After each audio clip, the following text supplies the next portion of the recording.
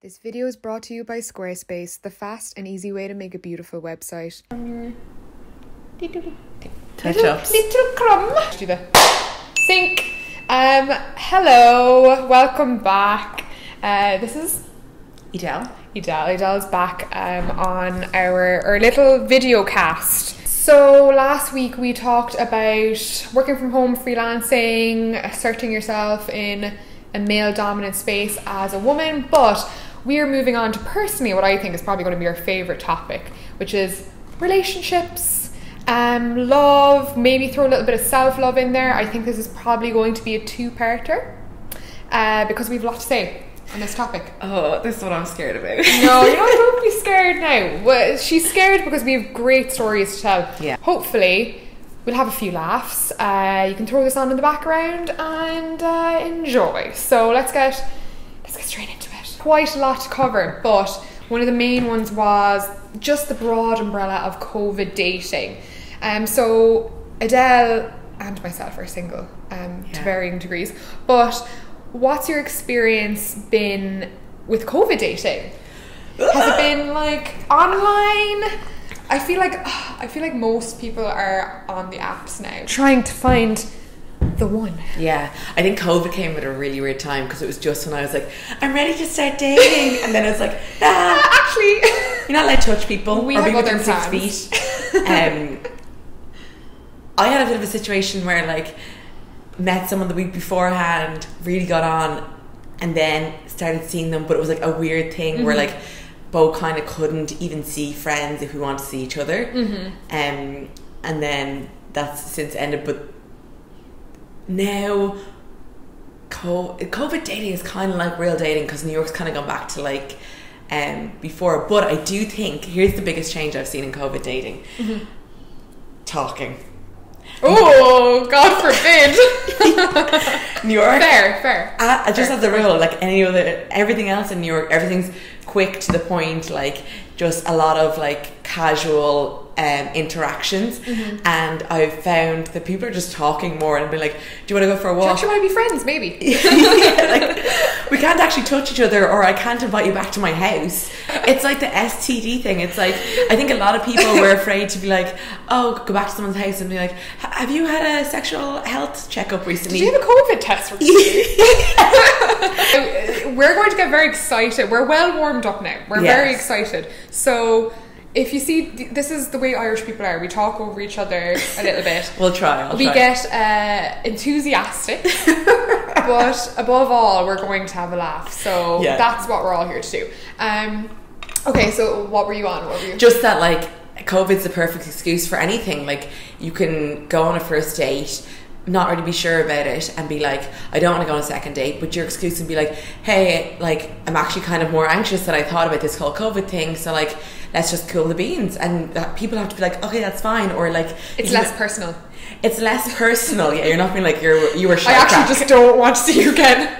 Yeah, and the same with the kiss. Like at the end of the night, like I always find the kiss the most awkward thing because I never want to initiate it. But like, if they are kind of going to initiate, you can be like, I'm actually still not comfortable because of COVID, and like, that's brilliant. Yeah, the date's just, there's actually nothing worse when a date's going, you think it's going terribly, like they're not for you, but they think it's going great, which I think is always happens to Adele. She like doesn't actually fancy them, they're mad about her. Well, God, I wouldn't say that. So this is where her excuse, I think, comes into play, is actually COVID. I don't. Yeah, the COVID thing. Maybe don't kiss me. But I do think I would be more along the lines of like meeting people in person, and that's not happening. You're not meeting people in person anymore. Yeah. But you just have to get over it. Well, if you want to get over it and get on the apps, and it's more meeting of the minds, would you say? Yeah, and you become very quick to like just see if you vibe with people on the apps, and you don't take things personally. People don't text you back. They were just bored. They were with their family and feeling triggered, so they were texting people on the apps. Yeah, just that's it. Look, it's Thanksgiving. Everyone's getting triggered around now. Yeah. Like in general, your experience with online dating, are you a fan or are you not a fan? Like, I wouldn't be in a rush now to go on an app. I'm not a fan, and it just... Is it a way to kind of tick over the time a little bit? I think in the hopes that you meet someone? Because you have had at least success in the past. I have. I had a very long-term relationship off of Tinder. but it was also my first Tinder date I went Yeah. on. It was just absolute pure luck. However, It just happens like that for some people have really great experiences. yeah, I think you have to A, know what you're looking for, B, be upfront what you're looking for, and C, know if you're just doing it as a game. Some people just do it as an ego booster game, and like I have had to catch myself sometimes being like, are you actually going on a date now, Adele? Are you just here and you have a break and you're just swiping back and forth? Because that's kind of not fair, because there is people on there looking for love, and if I'm just being like, got 7 matches, you're kind of ruining the game, or the actual love game, not the ego game for people.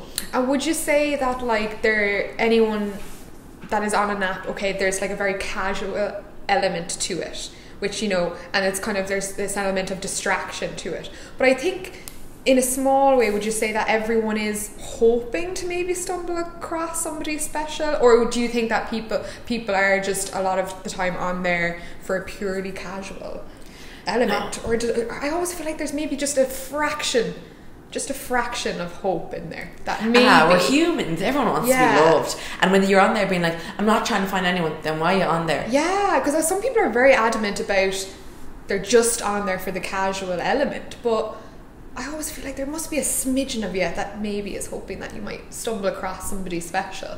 I think so, and I think I've been guilty of that. I think that I'm like, I don't want to meet anyone, but then like, why am I on the app? Why am I going on dates? And like, if I wanted something casual, I'd just be having casual sex with people. I'm not. I'm going out for drinks. Yeah. I'm wasting 4 hours of my night. Adele doesn't do 1 hour dates. She's too fascinating. No. They can't be torn away. Have you ever had a bad date? Oh, am I what? Okay, what's the date that comes to mind when I say that? Would you be comfortable sharing? Oh, there's so many that I'd be so comfortable sharing. Like when I said that to you now, what was just like the first one that comes to mind is when I ended up on the date with the wrong person. Oh yeah, I forgot about that. Please elaborate briefly on that. I think this is like very. Oh no, there's so many. Okay, a 1 minute synopsis of the wrong date one. You literally sat through an entire I was very nervous. I do get very nervous in the dating situation. Usually I'd have a few drinks to calm myself. This time I actually didn't have time. I went to the bar, I rang and was like, where are you? And I didn't say it like that. Where are you? I said like, hi, I'm here. Like, where are you? Did my phone voice. And he's like, oh, I'm at the bar. And I was like, it was a tiny little like bar that I was at. And I was like, you're not like, and I was like, I think you're at the wrong place. And he's like, okay. And as me putting down the phone, within like a minute or two, someone came up and touched my shoulder, and I launched into verbal diarrhea because I was just like so anxious and awkward, and trying to start the day. Like blah blah. We're like chatting, and he was kind of seeming weird. And as we were having this initial conversation, I was looking at him, and the guy I was meant to be on the date with was bald and maybe like a few inches taller than me, and this guy was Amazonian and like had a full head of hair, and I was like, Jesus, maybe he grew his hair back. This is such an Adele situation. Completely different person. She's like, maybe. So like we were going back and forth, and this is the worst part about it is when he finally got a word in edgeways, he said grand, and I was like, ding. I was like, are you Irish? And he's like, yeah. And I was like, geez, he should have said. And then we started ordering the drinks, and with us ordering the drinks, another man came over and tipped me in the elbow. He goes, hey, I think we're actually meant to be on a date together. And it had been like 12 minutes of me on this date with this Irish man ordering drinks, and then I was stood there in front of a man that thought he'd just picked me up, and a man that had organised to go on a date with me, and it was just so awkward. That's a very Sex and the City vibe to that. But like, I mean, did you have something going there with the Irish fella? I tell you, I would have preferred to be on the date with the Irish fella than I was with the guy that I went on the actual date with. Out of pure niceness, I'd say you continued with the other date. I did, but the Irish guy sat beside us for the entire date, which is a weird move. He didn't ask you your number? No, but it was just too far gone by that He was just like, I'm just going to eavesdrop on this date and see if...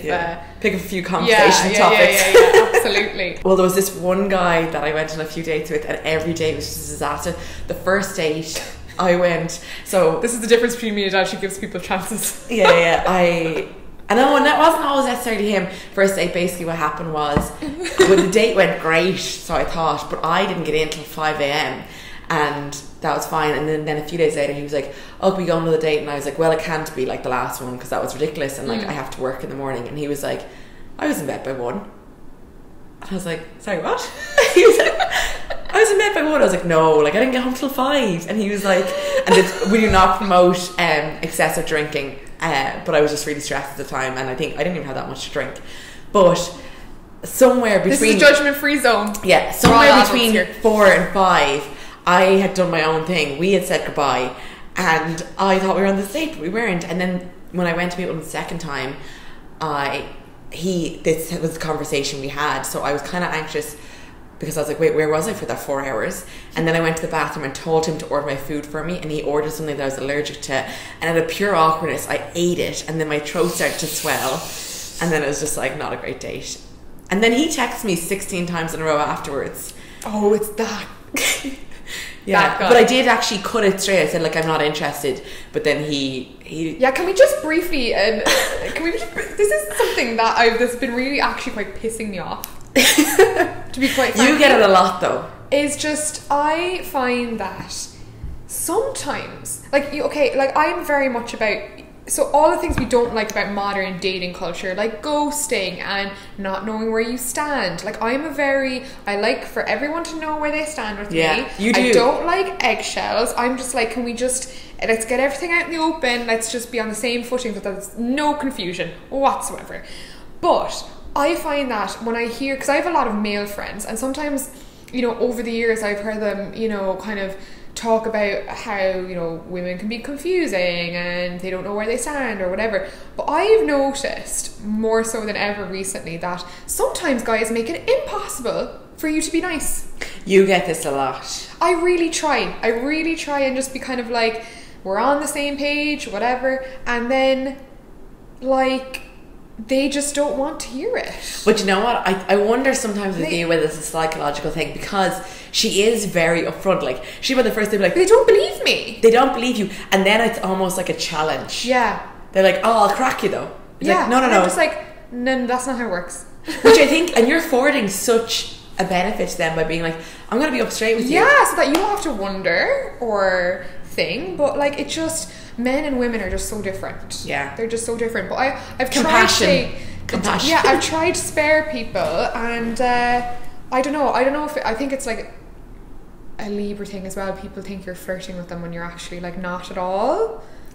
Yeah, but you compensate for that with being so straightforward. Yeah, like I'm a really nice, friendly person, and I will talk and sit there and talk to anyone. But I think, do you not find that sometimes when you're just nice and you talk to a man, they automatically go to like, I have a chance, instead of just being like, can we not just have a friendly conversation? Not they go every into man, this but it has like happened. animalistic tendency where they're like, oh, actually maybe I should pursue this. They think with their lower halves first, as opposed to their like brains. They're just like, oh, if she's talking to me and being friendly, then she must be interested.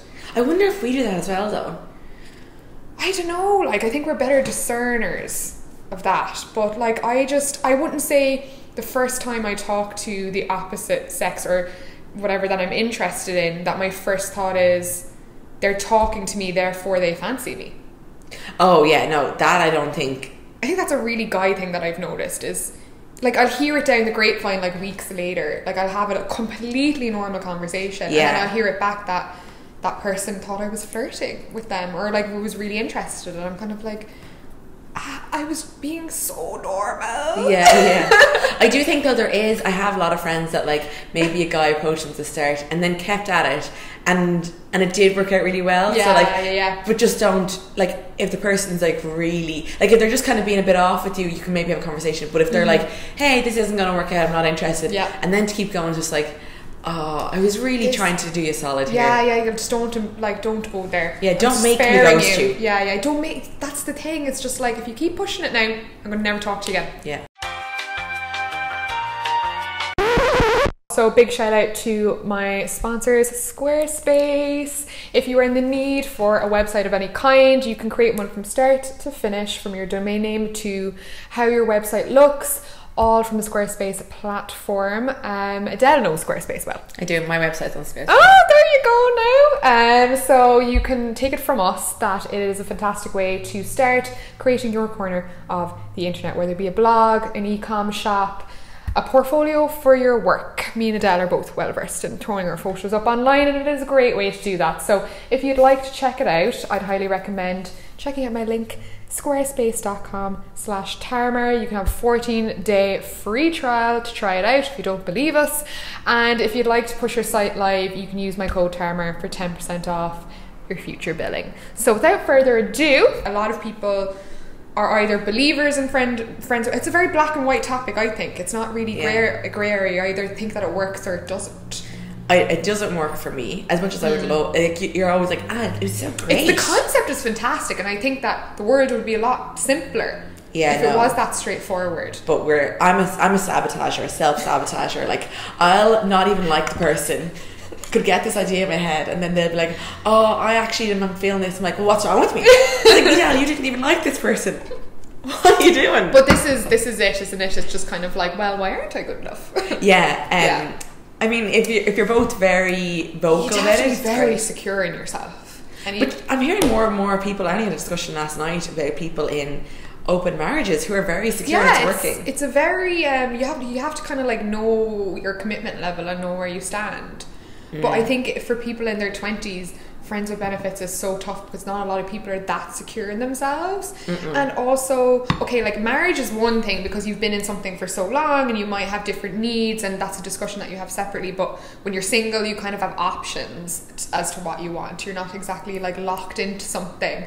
So, and changing emotions also plays into it. Like, you could be friends with benefits for someone for like, I don't know, let's just throw a number out there, 6 months, but then your like emotional needs are changing because something else in your life is changing. You're like, well, I kind of would like someone, and then you start playing more into the emotional side of it, and then it changes your dynamic completely. There's always a dynamic shift at some point with one person or the other. I've never seen it not get messy at some point. No, never. Like, even, and I think we both do this as well, we like to like end things amicably and definitively, but not everyone is like that, and you always end up with a clash. Like, you think that's grand, you walked away from that now, and then something happens and it's just like, oh god, this actually hasn't been dealt with at all, and then you end up in something that's just as messy as like a relationship situation. And I also think there's no shame in being like, I need an emotional thing. Like, I think people see that as weak. It's like, nah, you're just human. If you want to be like someone, what do you want? Well, I need an emotional thing, and if they can't give it to you, that's fine. But to say, there's a responsibility in saying what you don't want, but also in what you want as well. So I think that's... Would you prefer, do you think your actual dating life has gotten better or worse without COVID? Well, like, obviously it's harder. There's elements that are harder, but do you think, has it like affected your success rate per se, or is it just like the same? It's just like the same kind of... people haven't changed that much. No, I think no. Like, logistically it's a bit more difficult because you can't go to a bar, and now it's about to be winter, so it's about to be like colder, and like you can't like hang out outside as much. But it could be a good thing in that it weeds out the good ones from the bad ones, from like the okay ones. Because we can all go on a good date in a bar. A few drinks would be grand, but you find people just going for walks and stuff, and you kind of just have to... It's a bit more of a vulnerable, get to the point, if we're compatible type thing. Yeah, and that comes with age as well. You know quicker. Like, you could be, when I was 22, I could have been 4 years into something like, gosh, is this what I want? But like, within an hour I can be like, I'm not vibing, alright, I'm vibing, you know. What's your favourite app at the moment?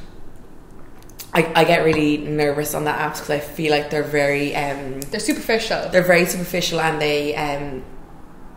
you're projecting what you want someone to think of you. It's like marketing yourself, isn't it? It's a bit of an art form. I know, and I get a lot of people critiquing mine because I only have one picture of myself up, and they're like, you're wasting valuable ad space. And I'm like, I don't want them to think that I'm a poser.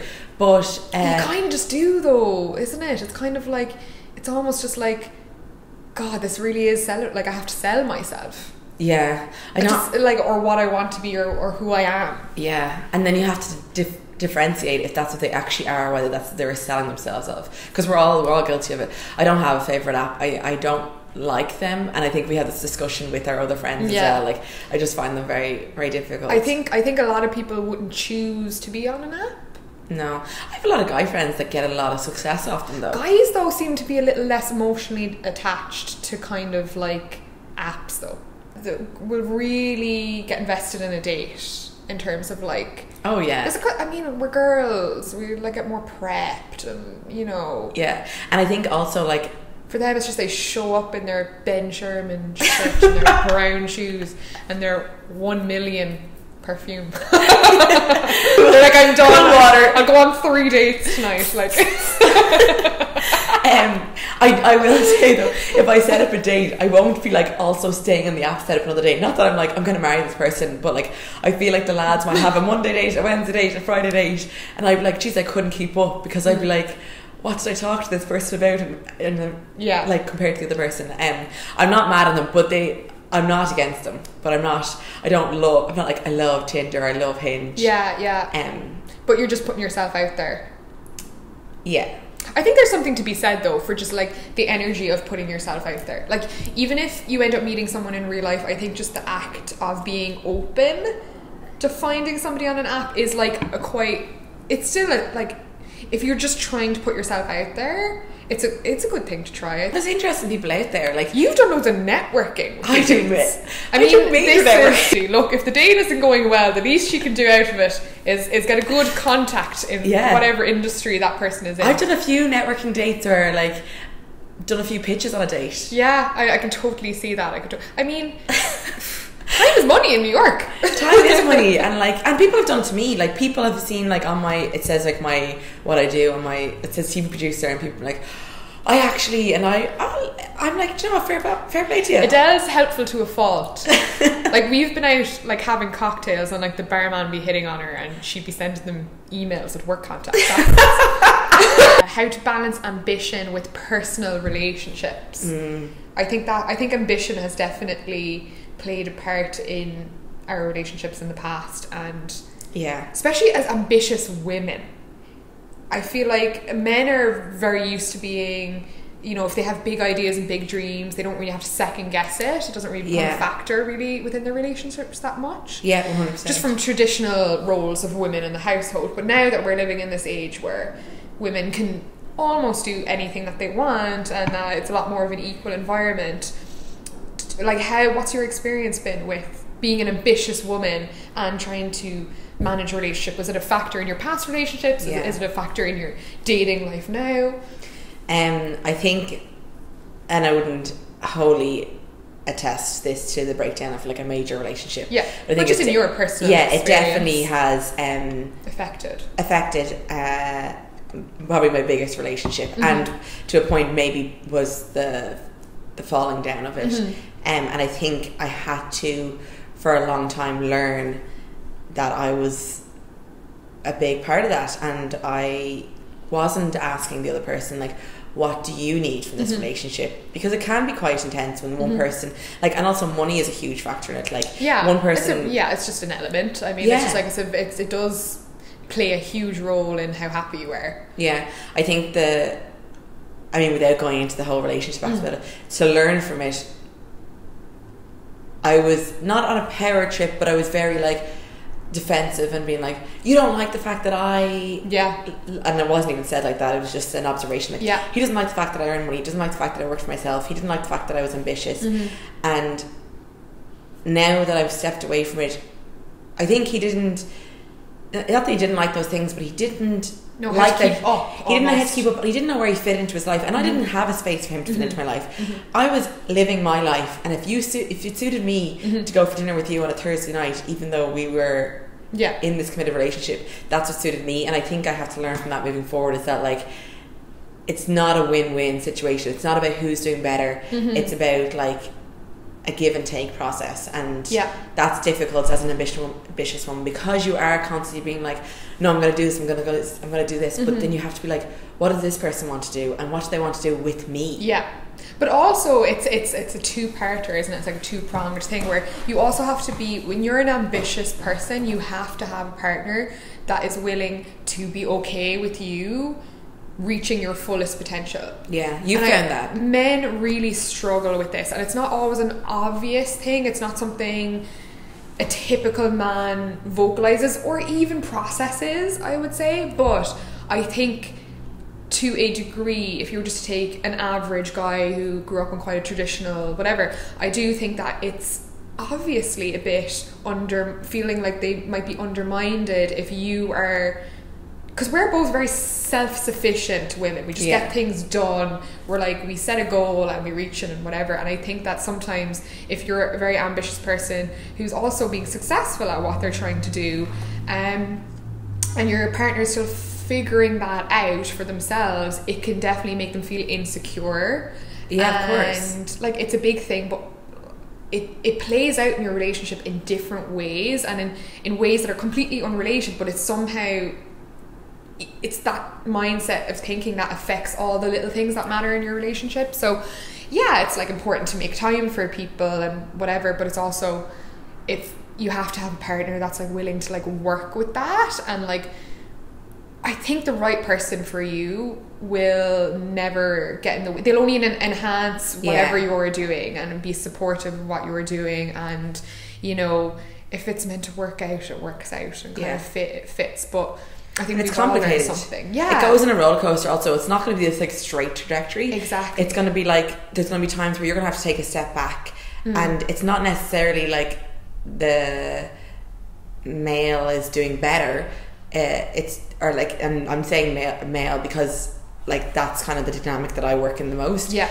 Like, you can't be like, oh, this is typical, like the male is putting themselves forward. No, there's times where you're gonna have to step back. They're gonna have to do their thing, and the same thing. I think that's also a huge thing, is that like, as women, and I hear a lot of it, and I try to like pull myself back from it. And I've been guilty of it in the past, being like, typical guys, and it's like, no, we have to like listen. Like, they've been brought up to be like this, and like if we're going to change it, we're going to change it together. We're going to change it together. And they're doing the same thing. Like, they're having these conversations. I hear my guy friends are very progressive, and they're wanting to like make things better for women also. But we have to be open to doing that. And like, you can't be looking back at like, well, we weren't even allowed to vote until this time. We weren't, but now we have to have these open conversations and be progressive ourselves about it. So a big thing for me is trying not to force my way of thinking onto my partner, or like, because at the end of the day, they're not you. And I'll just say, like, we're kind of talking broadly, like man versus woman, but like, when we say that, we're more talking about energies. Like, there's almost like a more masculine and a more feminine energy within a relationship. It doesn't actually matter if you're a man or a woman, but it can be a bit of like a struggle navigating that sometimes. But like, knowing, like, not expecting your partner to process and take the same things into consideration that you would all the time, or do things your way. And I also think, like, as well, it's really important to, okay, so if you're off doing these amazing things and your partner is doing whatever he's doing, to kind of show an interest in what they're doing, even if it's boring, even if it's like totally something different than you're into, like letting them have a chance to shine in their work environment, whether it may be going to see them. I mean, everyone's working from home now, and probably realizing this anyway, like hearing their partners on the phone or being on meetings and doing their job, and like also acknowledging that, hey, like, you're doing, like, that's really cool, that like you're doing really well at this and you're really good at this. And you know, I think if you have like a supportive couple there, you'll always kind of encourage each other in whatever it is that you're doing. But the insecurity that comes with being with an ambitious person is not always easy to navigate. No, and it goes both ways. It goes both ways, and it can definitely lead to like a lot of insecurity. But it's something as well that you can't control. You can't also hold back your ambition because somebody else is uncomfortable with it. You can try your best to like make them involve them or understand it, or get that line of communication open better, but you also can't ultimately change their attitude towards it. And I would hope that everyone is only with supportive partners. But do you find, because you spend so much time alone, like, not so, Tara's a loner, she's I'm selective. No, but you do, like, you work for yourself, naturally. You live by yourself. Do you ever find like, and like, you are very self-sufficient, and even with us, like, it took, even we like had not a power dynamic, but like, I'm like, let me do this for you, and you do the same to me, like, let me do this for you. We have to like, we're getting better at that. We are better at that. But did you find that ever, like, in like romantic senses, that you had to be like, like letting go a bit of the power a bit. Yeah, 100%. Like that's what I've taken like going forward, and like this is something we're both natural like leaders in a relationship, I think, and we're both massive nurturers. Like we really want to help our partners grow and reach their full potential and help them, as well as managing our own stuff. But it's something that comes like naturally to us. But I've forgotten what the question was. What did you actually just like, do you struggle with letting someone in to do things for you? Yeah, but again, I think that it comes down to like the right person. Like different people bring different things out of you, and definitely this year I've learned the people that I can really relax around and like can help me with things. Like, you know, I'll ring Adele at like, you know, before bedtime if I'm like whatever. I'll just be like, can we have a quick FaceTime? Yeah. And she'll be the same to me. Like there's people now. I think vulnerability is the thing that I've learned the most in the last couple of years, because you can't relinquish some of that responsibility until you have like vulnerability and trust there with people. And I think that like my different friends, I'm letting them shine as friends a bit more. Like I'm letting them do what they're good at for me, and it's like not a selfish thing. It's more like I know what I can bring for them when they need it, and I'm also better now at kind of asking when I need help and who to go to, and opening up. It's very like important. You thing. have done I've done a lot of opening up, because I think when you're alone, like going back to that point, when you're alone, you do just like get isolated in your head as well. You're just like, you're so used to like doing things on your own. But like that's probably been my favorite thing of the last year, is like being able to like know when other people can help me. Yeah, for sure, 100%. And you're not a burden. Like a burden and shame are like the two things that I've like really been working through.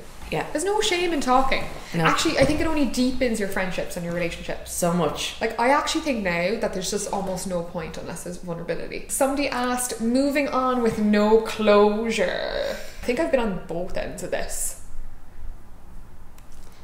Yeah, I'd say it's hard. I'd say it's very hard to anything. It's very rare that you do get full closure. Does true closure even really exist? It's like a concept. Just when you think you have it, and then you're like in the shower fighting again with the shower head. Like I think we mix up closure and peace. Like what we want is peace. Yeah. But we're looking for it through closure, and like, we rarely get that. But eventually, everyone does tend to get to the point where they have at least peace. Yeah. Where they're just, it doesn't affect their daily lives anymore, or like you can just not be consumed by thoughts of another person. Like we've all, like most people, I mean our age, have been in a position where like they just never got the like not even in a general sense of closure, and they've just had to like literally accept things how they are and just learn how to be okay and like at peace with that. But yeah, you can definitely make your own closure. I would say journaling a lot, like, and be understanding. Like it's not, the other person mightn't always be ready for that closure, or even to have that conversation, and might never be ready. And you have to just do your own work. And if you can lie down at night with know that you did good intentions and that you weren't there to harm anyone, I think you can get closure from something like that, because you have to be considered. Not everyone wants that. One of the main ways you can get through it is like forgiveness and like acceptance, and like not just forgiveness of the other person, but like forgiveness for everything. Like forgiving yourself, forgiving the situation for not working out, forgiving the other person for whatever they're going through, and like forgiving yourself for feeling like you made a mistake. Like I don't think there's really ever such thing as like mistakes. I think we learn from everything that we're doing. Like I don't know, like I don't think I would regret anything. No. I've never like regretted anything to do with relationships, because I've always like learned something from it. But I feel like that's like the key way, I think, to give it that peace to yourself, is just actually wishing that person the best. Yeah, this is a huge thing. Even if you have to say it to yourself every day till it sinks in. You know what I mean? It's just kind of like, you know what, that didn't work out, but I forgive that it didn't work out. I forgive that like it didn't work out quite as I thought, as you know, as I had planned, and it's nobody's fault. It's just, this is the path that I need to be on now. Yeah, I would be a huge fan of that aspect of things, just like forgiving until, and you do release something. There's not always a reason for things happening, and it's just like actually being at peace with the fact that it's nobody's fault sometimes. It's just, and there's no winner. When there's pain, there's no winner, so there's no point trying to win a situation. Can I pee real quick? Yeah, go for it. Jesus. Chop, chop, you're on the clock. Do you find that what you want in a relationship changes with each relationship? Yes. Well, no, I think after I had 2 long-term relationships. I think in both of them, very similar people, and I was projecting onto them realistically. Mm-hmm. And I've learned that, and I've had to do a lot of thinking to learn that I was projecting onto them. So I think moving forward, this might be a bit cringy, but I now have a list, and when I say a list... No, I'm so supportive of the list. When I say a list, I have 5 things, and they're not like... Non-negotiables. They're non-negotiables, and this is what I want. And I have been very good at, like, I've only been on a few dates, but like going on the date, having a casual chat, like it's not an interview, having a casual chat and being like, do you know what? That's one of my non-negotiables. I'm always looking for the same thing, but I do have these non-negotiables that sometimes I've been bending, but I'm not willing to bend anymore. Do you feel like you do? Yeah, but I'm also learning what I want in a partner. You actually have, and like we've had multiple conversations. You've been very like because progressive about this thought process. And this is like, I mean, I was 28 like the other month. I've lost 2 months ago. It's March. No one cares after 25. But yeah, I mean, to be at this age and be in this space again and have another shot at it has been obviously exciting in a way and scary in other ways, but in the sense of your non-negotiables, I would say I also now have non-negotiables, but they're so like different to what I thought they'd be. Like now I'm very much like, I think naturally when we're kind of growing up, we're like, okay, does this person have their career in order? Are they good looking? Are they good looking? Like for me now, it's very much about like the soul connection. Like, am I going to be truly aligned and happy with this person? Do they align with my, like a big one for me has been like, do we have a similar mindset in regards to things that really matter to me, like my spirituality, and like, is that something that we can vibe with? Can we do that together? Because it's such a, like, if you could break your main, what really is important to you in like 2 or 3 different categories, and for me now it's kind of like, right, well, I don't know, I just always felt my interests were very separate, and that was fine, and I'm like, yeah, people are their own people, they don't have to like the same things as you. But as I'm older now, I think I do want a partner that is aligned with who I am as a person. The faster you know what you want, that comes with age. Yeah, that comes with age. And it comes with failure. I'm using inverted commas because it's not failure. But like when you come out of a relationship, and this might be part of your healing also, is that you have to be like, what didn't work? And is that really one of my non-negotiables? Like, can I really enter another? If that was hurting me and upsetting me so much, and it was a huge problem, can I really re-enter something now? That has a possibility. Just because I fancy the arse of this person. I think it's really important to have, like, not settle, I think, as well, for like what you want, but also, not being in a relationship isn't a failure. We've had this conversation a lot with our friends who, like, we're broaching on 30. And people are like, I'm alone, like, I don't have anything figured out. You never, when you meet people and they're like, and are you seeing anyone? Like, no one ever, like, meets you and goes, and do you have any friends? Yeah. Like, you don't do that. Yeah. It's not a measurement of your worth if you're in a relationship by the time you're 30, 25, 22, or if you're 30 and have never had a boyfriend. That's never a measure of relationship. That was actually one of the questions, was pressure on getting married before 30. That was one of the kind of quick fire rounds I had, but it is very true. It's like, but thankfully I think we're moving away from that traditional way of thinking. And the pandemic has helped this. We're also in New York, which is very much more open to like alternative styles of living and not traditional. Where we grew up is like Ireland. It's like the most traditional place. Like, not so much now, but it still is very rooted in, it's like, you should have this done and this done and this down, and then you get your mortgage and then you have a child. And like, the people, and there's beauty in that also, but there totally is, but you shouldn't feel like that has to be the path that you have to take. Like, if that does not resonate with you at all, then it's not for you. And you're never stuck. If you did that and then you've changed when you're late 20s, 30s, you can always deviate and go a different path. Yeah, 100%. And it's like, I feel like 30s is the new 20s anyway. We're all living 10 years longer, and I don't know, there's just less pressure to do that kind of stuff and to settle down early. Yeah, and I think that's a good thing to learn. My mother has just become single again in her early 50s, And like, I remember before I would have thought, my mother's now the same age as my grandmother when she died. And I remember thinking my granny was so old. Yeah. And that's actually very young. And now, like, when I'm having those conversations with my mother, I'm like, geez, you're so young. Yeah. You could have another long relationship yet to come, where you could do anything you want. And she has completely changed her life. There's a lot of pressure on a partner to be everything, like whether it be ambition, companionship, sexually successful, all those things. But like, you can find certain things in friends. Like, this is where it comes back to being like, we don't need men. And it's like, we've gotten a lot from our friendship group. We have a lot from our friendship group, and almost to a point where I'd struggle being like, well, what would I find in a partner? And you have to really sit down with yourself and be like, what do I want from a partner? So don't expect to find that in everyone. Like, just if someone doesn't align with all your things, don't like be like, well, I watched this video and they said, out you go. Like, no, you need to find, what are you missing from that relationship? Can it potentially give it to you? You're not astrologically compatible. Or could I get this from my girlfriends? You're always going to aim for bigger than what you experienced last time, which makes it exciting, because it's good to be open-minded, to know that like you can be in love again. And I think what I've learned from the partners I've had is that they've all shown me a different type of love. Different languages and different experiences, different levels of companionship. And like, okay, I feel like girls that are heartbroken a lot of the time, they want the exact same thing. Like, they want the exact type of love, but you have to be open-minded to like different people, because they show you different types that are even better than what you experienced before. Something I struggled with before is maintaining friends while in a relationship. I always felt it was like a one or the other thing, because it's easy to get sucked into your relationship.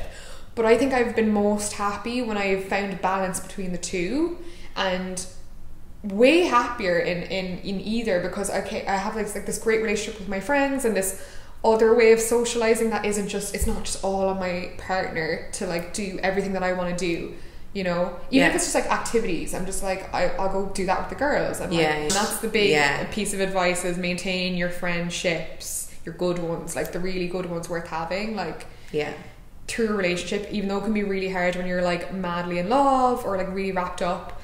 Like, I always think like your girls are always going to be there, guys come and go, or like partners come and go, but like your friendship group is the people that are going to be there the longest. Okay, this is a great one. Knowing the line between working through it and calling it. Oh, I'm still to learn this line, so I don't really know. I mean, does anyone really know?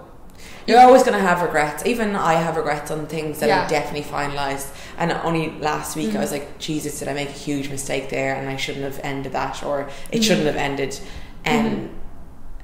But I think, again, journaling is the way forward. In every time. Don't just be going to journaling when you're really down. Be journaling when things are really good, so you can read back on comparisons. And just having a little bit of perspective. Sometimes you need to step back and just think like, am I crying more than I'm laughing here? Yeah, you have to sometimes make a hard call for yourself. Like, you have to, sometimes when you're putting off a decision, it brings your whole energy down and makes everything else so much harder.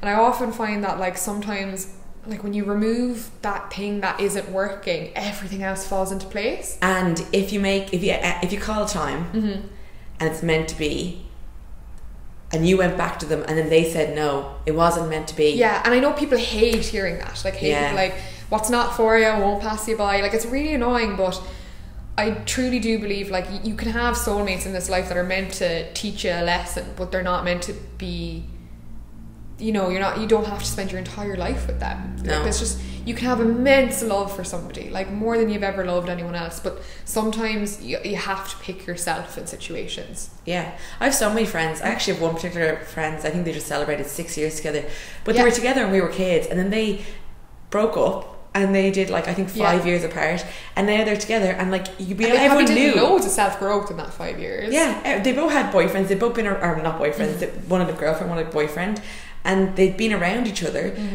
But everyone was like, they're meant to be together, but sometimes it's just not meant to be at that time. And it's timing. Timing is absolutely everything. But I think with me and you, we're both two people that have to be pushed to the very edge Yeah, we're over to make it the call. before it's ended. Some people are very good at spotting when they need to call it early, but like people like me and Adele, we don't call it now until we're completely gone down every avenue possible and have really exhausted all other routes. Yeah. Which is, I think, why we're quite secure in those decisions that we make, because we know we've given it absolutely every chance that it could have possibly had. I also make, and you do the same thing. We make it like, we definitely talk about stuff, but I know like, what do you think I should do? Yeah. And then Tara would never even give insight. Like, I make my decision, then I'll be like, this is what happened, and let's move forward. I think you should be taking, you can definitely talk things through people, but if someone's kind of being like, dump him or dump her, or she's crap, I don't think you should be letting other people. No one will ever know your situation, your emotional dynamic with someone. Yeah. And like, and you can take solace in that. Like, you know, they could be really not a nice person to you, but you could have other sorts of epic love. Yeah. And people are only seeing things on surface. So just know that it's okay to stay a little bit longer if you want to, if that's going to help your process. Quick fire round labels. What do we think of them? Oh, I think feck 'em. Yeah, I'm not mad at them. Because I think the girl was saying that she's like, they feel committed, but they just haven't done the label thing, and she's like fine with that. Yeah, labels are fine. I just think if you need to have a conversation, be like, I don't want you seeing anyone else. It doesn't have to be a boyfriend, girlfriend thing. Just be like, I don't feel comfortable if you were sleeping with someone else. And then if they say, well, I am, then... This is our mantra now this year. Actions over words. Yeah. Actions. So if the person is acting committed, then you just return the same level of commitment back, really. Put in what you're getting back. But just have the conversation, I think. Yeah, open conversation. Because, you know, that could be, keep going and you never know what's going on behind closed doors. If anything, we know that a lot of things can happen now. A lot of people can fit in some extracurricular activities that you wouldn't think they'd have time for. Go with your gut and move quickly, or i.e. get more serious and move in together, or stick with your initial plan that you had for yourself. Oh, well, are you tearing from your plan? She was like, she had like this plan of like maybe where she was going to live, or how she was going to do it for herself, basically only envisioning herself in this plan and not actually factoring in the fact that she might meet someone. I mean, if this is your ultimate person, they're ticking all your boxes, then maybe incorporate them into your plan, or find a compromise. Compromise is everything when it comes to relationships. Like, if you're both comfortable with moving fast, there's a benefit to it, because okay, even if you move in together and it doesn't work out, at least you found out faster. If it's just a factor of like moving in with them and you both really want it, then I mean, you can always move out. Yeah, you can always. It's messy, but. Or on the other hand, if you say you were meant to, we'll use New York as an example. If you'd always thought you're going to move to New York and you only had this 1 year that you could do it because of whatever visa situation, do it, and they'll be there when you go back. Keep the conversation going, like, you know, or be honest about it. Tips for meeting people 100% against dating apps. I also think, Aura, like, I know that when I came out of a long-term relationship, I was very closed off. I didn't want to meet anyone, and it read. And even when I didn't want to necessarily meet someone, and I was more open, I think maybe I was just smiling more and just was more open, then it would come to me. Keep doing your own thing and keep getting involved with things you're interested in, and you will end up hopefully in a circle of people where you can meet someone aligned with you. If you're completely against apps, like if you have hobbies or sports, get involved in those things or pick those things back up, and you'll automatically have something in common. I've done this, and my friends have done this also, where they're like, I don't want to go on the dating apps, but I want to meet someone, but we're not going anywhere. Well, how are you going to meet them? You're not going to meet them in your bedroom when you're crying. Yeah. Like, you know, it's tough, especially in COVID. It's really hard to get out there. It is really hard, but like, I don't know, like, timing is everything. Maybe it's just not the right time, but you will never waste time spending that time on yourself. Yeah, this is true. And I think that you really will have the highest chance of meeting someone. Like, someone actually feeds in perfectly. How do I stop looking for my person? Because the girl kept, you know, the whole thing, like, that saying, the person will come along when you're least expecting it. That's what her friends are telling her. But she doesn't know how to stop looking. Because she's obviously, like, wants to find the person, but doesn't know how to stop. She doesn't know how to get in that headset of the advice her friends are trying to give her, basically. What is she trying to fulfill, I guess, is what she has to ask herself. Like, why is she looking for a person? You know, because I think we all know somebody who's like in a rush to be in love. If you're desperate to be in love, people can smell that a mile away, and it actually freaks them out, I think. Oh, 100%. And you might push off the person that is meant for you if you're like wanting to get that from someone. Just be doing your own thing. and then also be open to meeting people. And also being open to somebody not being what you envisioned yourself with. If they make you dreadfully happy and, you know, just are like make you feel good and you're having a great time, but they're not the type of person or mold of what you envisioned for yourself, whether it be what they do for work or how they look, you know.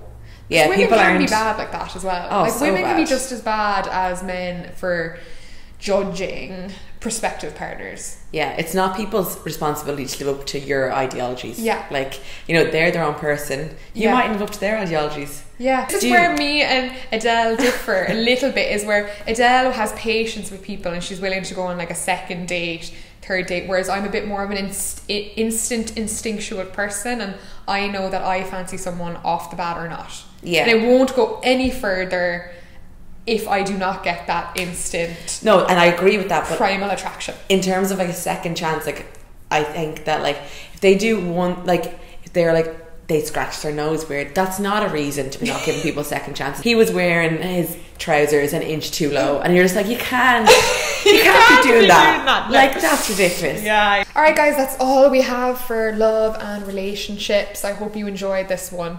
It'll probably be an extra long edition, but yeah, genuinely enjoyed this, Del. Here's to being two single gals in New York City. Hope you enjoyed watching and hope you stay tuned for the next episode. Bye! Bye. Also go follow Adele, she's a very talented photographer. I will leave her Instagram in the description below. Thank you.